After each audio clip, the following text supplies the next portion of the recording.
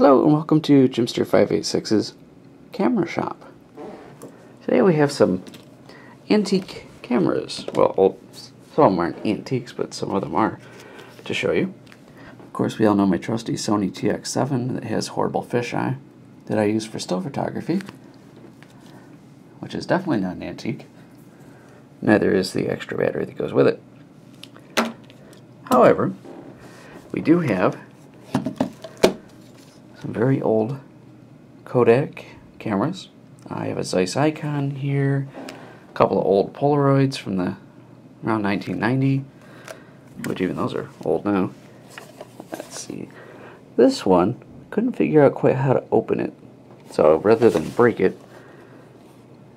I just left it closed. It's an ancient Kodak camera. The rest of these, sorry for the weird camera movements here.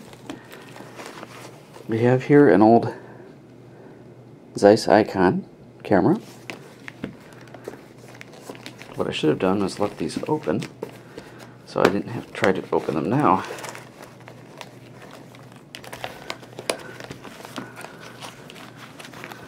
They say it's an antique Zeiss Icon. This I can open pretty quick. I'm going to have to do this in multiple videos just because I have to open these cameras up since I already closed them up. Zeiss Icon.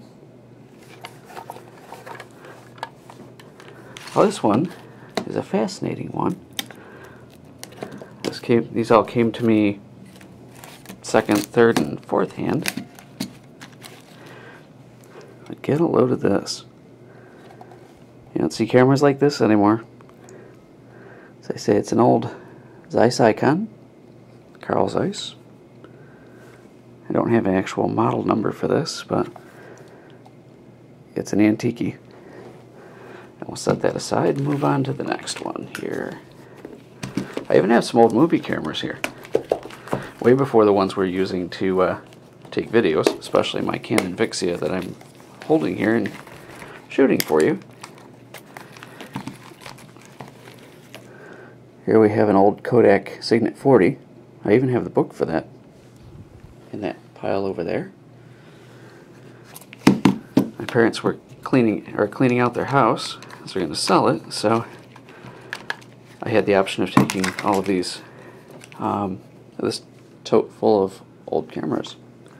Some of these I bet would fetch a pretty penny on eBay if I were in the mindset to sell them, which I'm not at the present time. I could certainly use the money. But that's not the whole point here. How about an old Rolleicord? Like old movie camera. I'm going to try and see if I can keep this within like a couple of videos here. I'll end up being like 3 videos, because I have lots to show.